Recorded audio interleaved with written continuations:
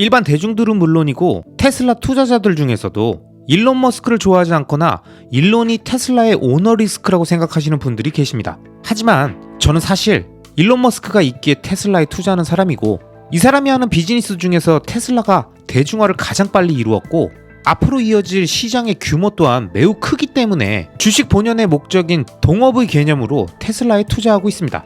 그럼 저를 비롯한 많은 사람들이 일론 머스크에 대해서 놀라는 부분은 뭘까요? 그가 인류를 구원한다, 지구의 위기를 해결한다, 화성으로 이주하며 인류를 다행성 종족으로 만든다, 이런 거창하고 담대한 비전들 다 빼고 현실적으로 이야기할 수 있는 건 남들과는 다르게 생각한다는 겁니다. 일반적인 사람들과 완전히 다르게 생각하고 남들이 당연히 안 된다고 포기하거나 생각조차 해보지 않는 것들을 제로 베이스에서 생각하고 그 과정을 통해서 솔루션을 찾고 그걸 또 겁나 빠르게 완성해낸다는 거죠. 스페이스X를 창업하고 러시아의 중고 로켓을 사오려고 했을 때 러시아가 말도 안 되는 가격을 부르니까 협상 중단하고 빈손으로 돌아오는 미국행 비행기 안에서 혼자 로켓 원가 계산해보더니 비행기에서 내리기 전에 직접 로켓을 만들겠다고 결심했다는 일화가 일론 머스크라는 사람을 딱 대변하는 상황이라고 볼 수 있습니다. 그럼 일론은 도대체 어떻게 이런 생각들을 할 수 있을까요? 뭔가 그만의 접근법이나 생각법이 있지 않겠냐고 수많은 언론과 사람들이 물었을 때 그가 말해준 답은 바로 일론 머스크의 제1원칙 사고법, 이게 바로 오늘 영상의 핵심 주제입니다. 그럼 이 제1원칙 사고법이라는 게 뭘까요? 일론은 제1원칙 사고법에 대해서 어떤 대상에 대해서 고민할 때 모든 걸 제로 베이스에서 생각하고 그 대상의 근원적인 것까지 파고들어 거기서부터 다시 생각하는 거라고 말합니다. 이건 우리가 일반적으로 사고하는 방식인 유사한 사례로부터 유추해가면서 생각하는 방식과는 완전히 다른 개념인데요.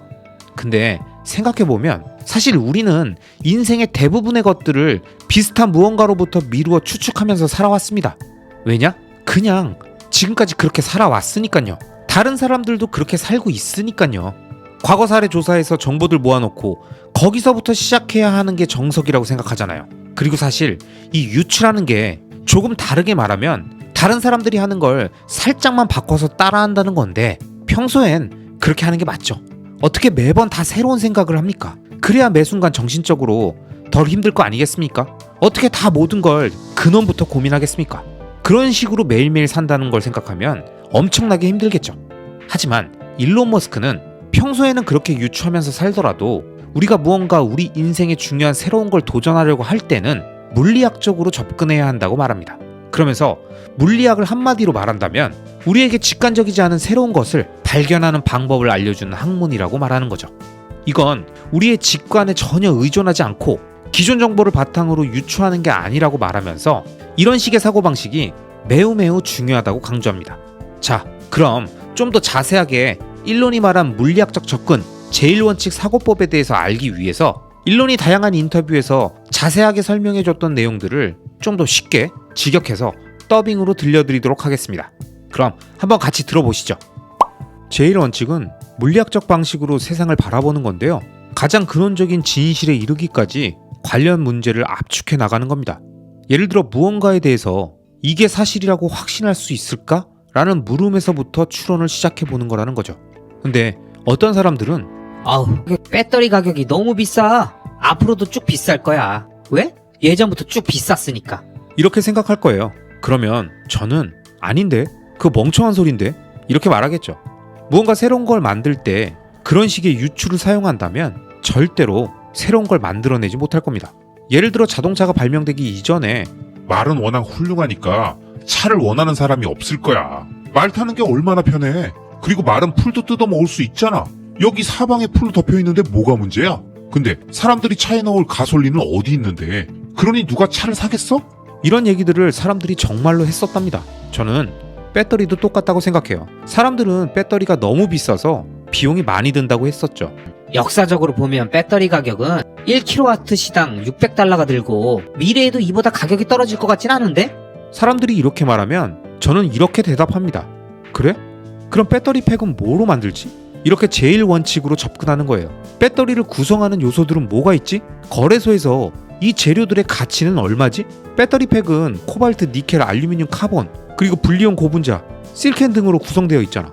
이렇게 사고의 과정을 한번 들어간 다음에 이걸 다시 각 요소별로 쪼개서 들어가면서 이 금속들을 런던 금속거래소에서 구매하면 얼마 정도 할까?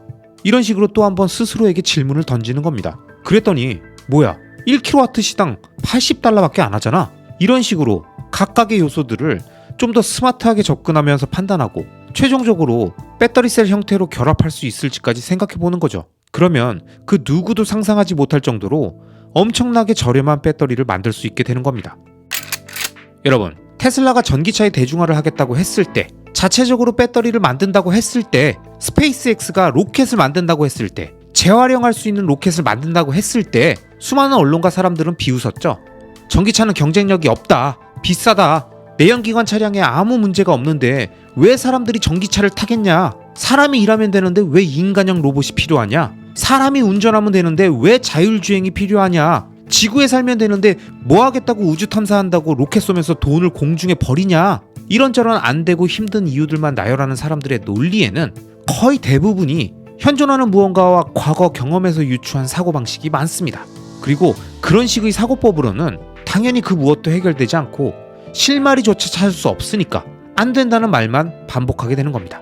그런데 일론 머스크와 테슬라의 직원들, 스페이스X의 직원들은 그렇게 생각하지 않는 거죠. 부품이나 제품 제조 단가가 비싸다면 우리가 근원적으로 일을 못해서 그런 걸까? 아니면 물량이 적기 때문일까? 생산량이 너무 낮아서 비싼 건가? 아니면 근원적인 다른 문제가 있는 걸까? 이런 식으로 근원적인 질문들을 던져보고 만약 1년에 100만 대를 생산한다고 해도 여전히 비쌀까?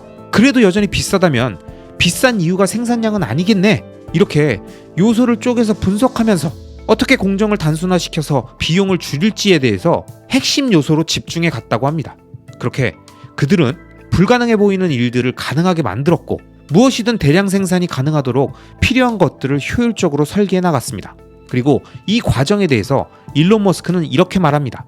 사람들이 무언가를 만들려고 할 때 기존 방법들을 찾아보고 그 방법들을 활용해서 만들려고 하죠. 그런데 저는 반대로 합니다. 가장 이상적으로 완성된 모습을 먼저 상상하는 거예요. 그 다음에 그 이상적인 목표를 달성하기 위해서 무엇이 필요한지 방법을 고민합니다. 그래서 기존의 방식들을 활용하기보다는 어떻게 원하는 걸 달성할지, 필요한 건 무엇인지, 최적의 방법은 무엇인지를 역설계하는 거예요. 일론의 이 말처럼 제1원칙 사고법은 파괴적 혁신을 만들어야 하는 기업들은 물론이고 자신의 인생의 중요한 결정의 순간이나 새로운 도전이나 투자를 진행해야 되는 순간 다른 사람들이 하는 유추에 의한 사고법에서 벗어나 문제의 본질이 무엇인지 파악하기 위해서 요소들을 쪼개고 하나씩 검증하면서 무엇이 팩트인지 체크하고 불필요한 요소들을 제거해가며 근원적인 코어부터 다시 시작해서 하나씩 해답을 찾아가는 겁니다.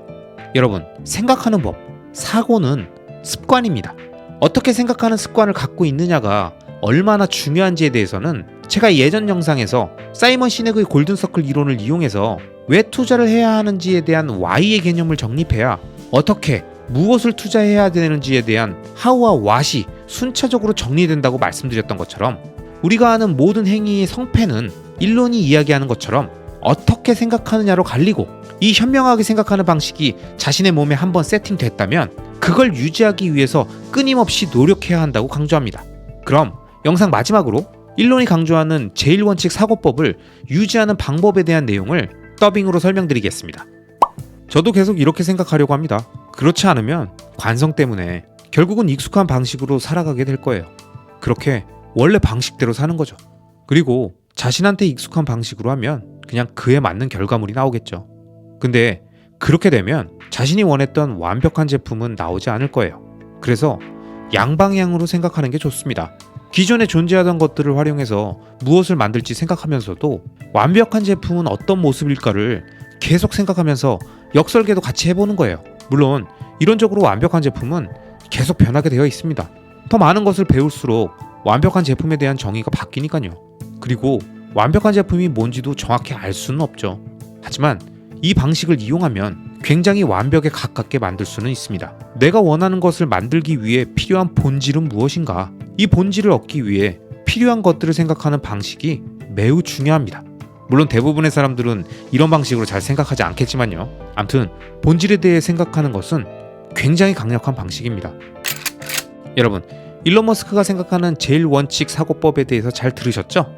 일론의 얘기처럼 우리가 진행하고 있는 장기 투자의 대장정 역시 우리가 원하는 경제적 자립과 시공간의 자유를 위해서 가장 필요한 본질이 무엇인가에 대해서 꼭 한번 생각해보는 계기가 되셨으면 합니다. 아시겠죠?